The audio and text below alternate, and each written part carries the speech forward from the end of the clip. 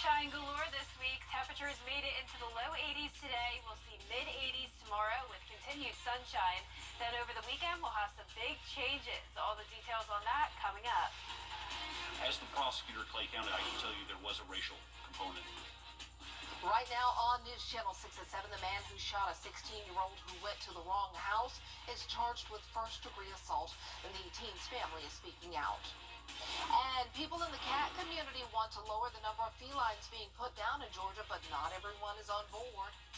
And a bill that would protect freedom of speech on college campuses is being backed by South Carolina Republicans. Your News at 7 starts now.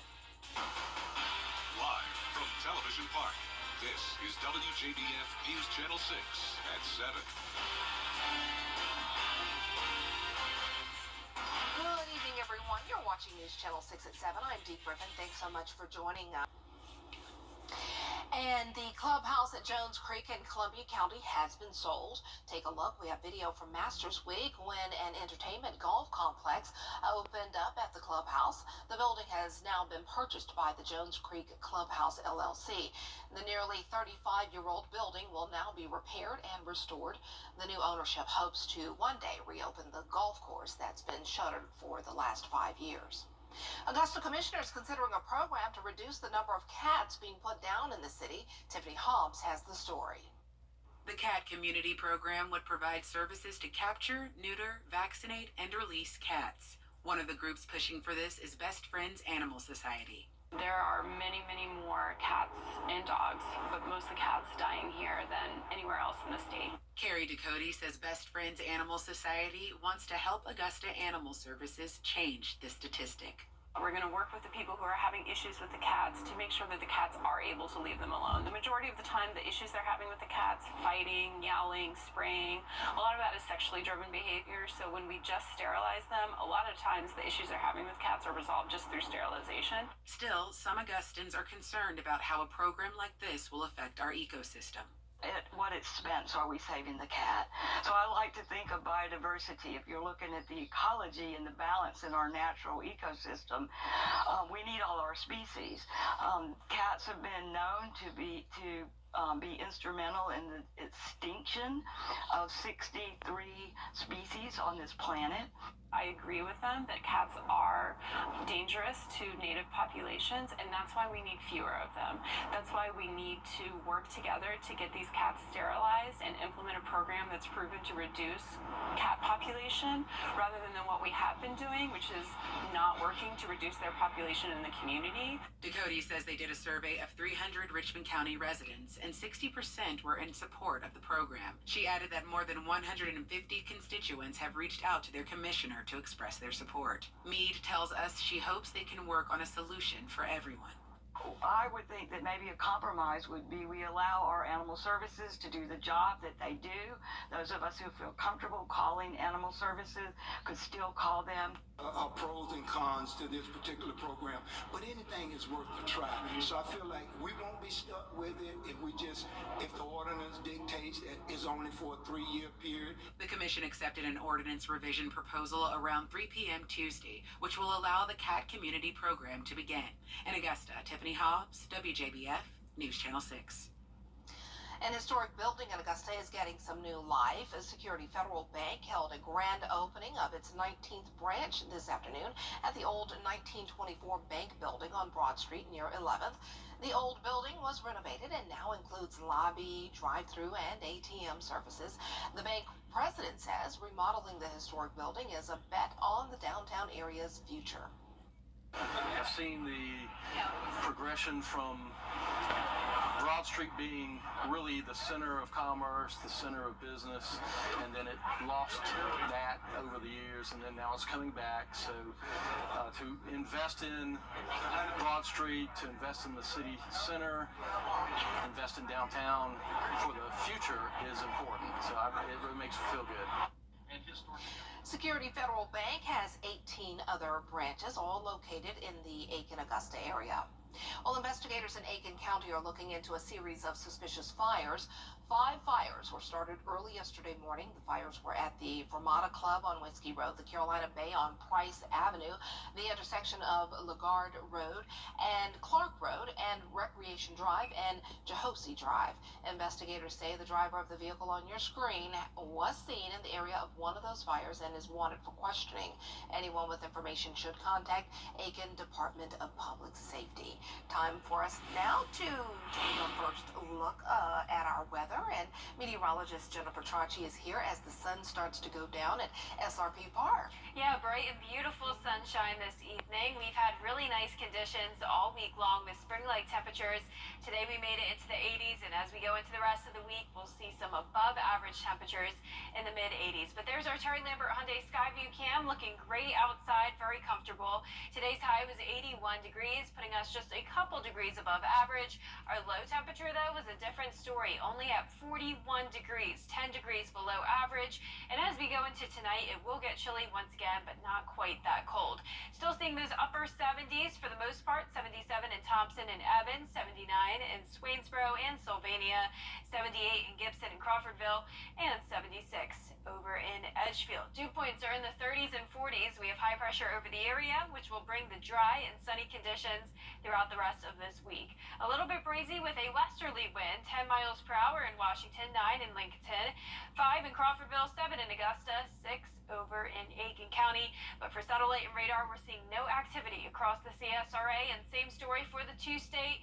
We have a disturbance off towards our west, but this will weaken and shift down into the Gulf of Mexico. High pressure will move along the east coast, and that'll bring us a southerly wind over the next few days, keeping the 80s around and actually making it to around the 85 to 86 degree mark starting tomorrow. So you'll need a jacket when headed out the door, as we'll be in those upper 40s. Warming up nicely, though, upper 70s by 1 p.m. and into those mid-80s by 4 p.m. So a super week overall, rising temperatures, but then some changes over the weekend. We'll have rain and storms followed by a cool down. So coming up, I'll have all the details on that, but back to you, Dave. All right, thanks so much, Jenna. We'll see you in a few minutes. An 84-year-old man is now facing criminal charges for shooting the 16-year-old boy in Kansas City who accidentally showed up at his house. Prosecutors say they believe the shooting may have been racially motivated. ABC's Rena Roy has the latest. 84-year-old Andrew Lester charged with felony assault, accused of shooting 16-year-old Ralph Yarl twice after police say the teen mistakenly went to the wrong house, knocked on the front door, and rang the doorbell. As the prosecutor in Clay County, I can tell you there was a racial component. Police initially detained Lester for questioning and let him go, sparking protests in the city. An arrest warrant now issued for Lester as Yarl recovers. Officials say he was shot in the head through a glass door and again in the arm. The incident unfolding Thursday night just before 10 when Yarl's family says he accidentally showed up at 115th Street instead of 115th Terrace, where he was supposed to pick up his younger siblings. According to court documents obtained by ABC affiliate KMBC, Lester claims that he thought someone was breaking in and that it was the last thing he wanted to do, but he was, quote, scared to death of Yarl's size. Yarl allegedly telling police that Lester told him don't come around here following the shooting. His family says thankfully he's making progress in his recovery, released from the hospital Saturday to recover at home. We're just taking it day by day as he's healing. It's a slow process, but he's healing and he's alive. The family's lawyer telling ABC his injuries will impact him permanently. He's suffering from a cracked skull, traumatic brain injury, post-concussion syndrome, and subdural hematoma on the left frontal lobe. How well he is doing is, in fact, miraculous, and we are excited about the progress that he has made. Yarl's family says the charges are a step in the right direction, but now they're hoping for a conviction. Rena Roy, ABC News, New York. Hey there! Rooms to go store-wide mattress set. So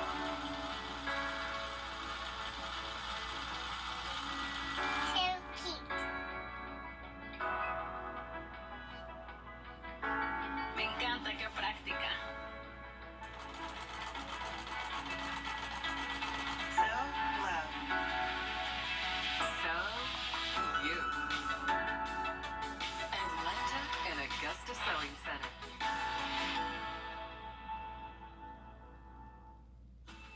My name is Mark.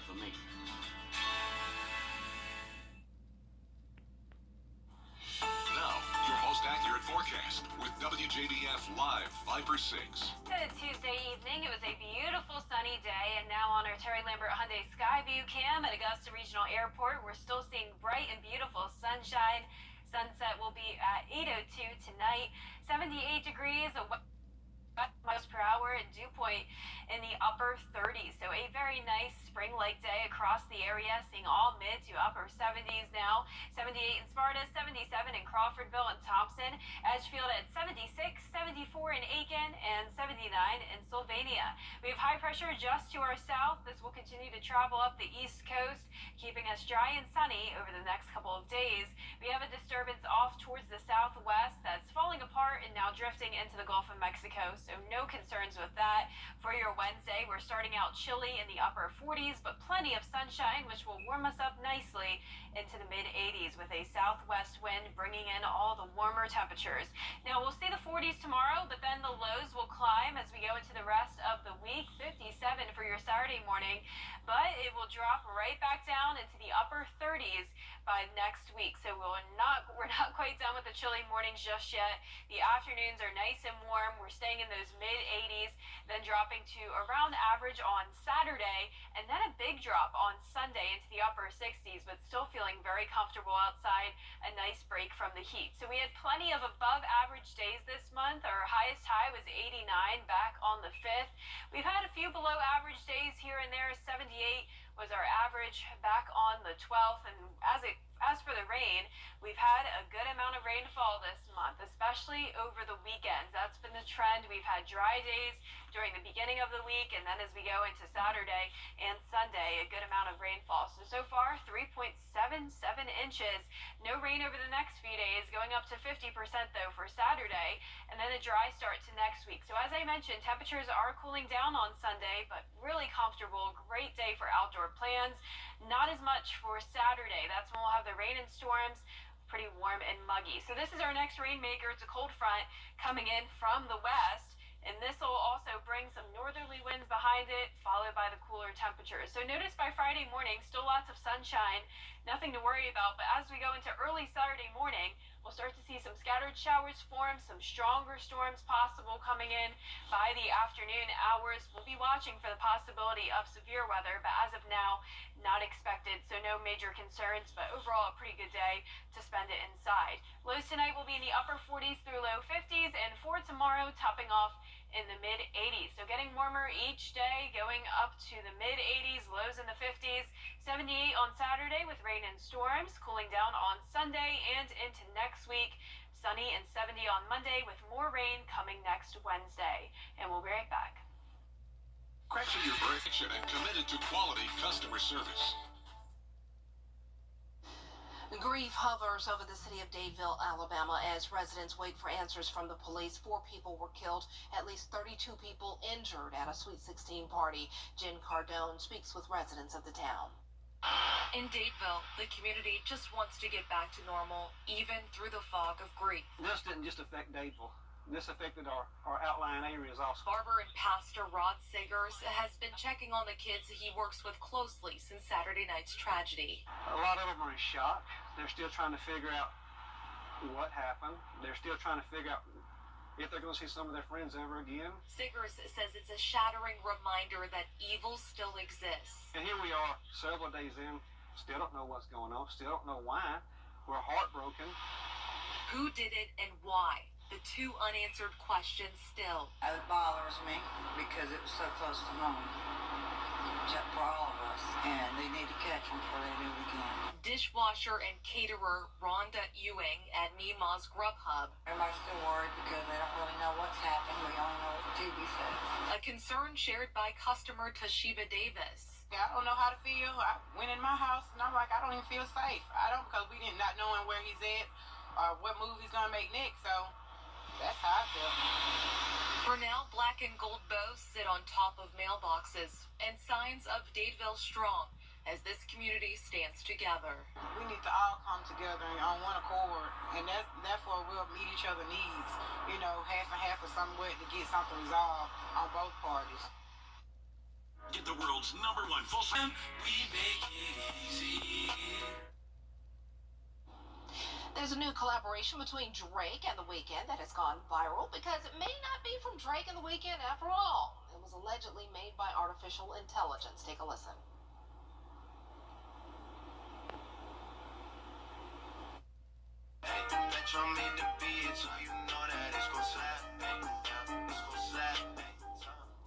It does sound like them, but it's not them.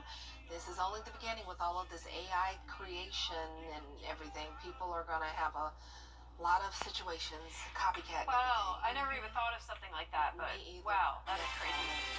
Well, we'll see you again at 10 on MeTV. We're always with you at WJBF.com. Entertainment Tonight is next.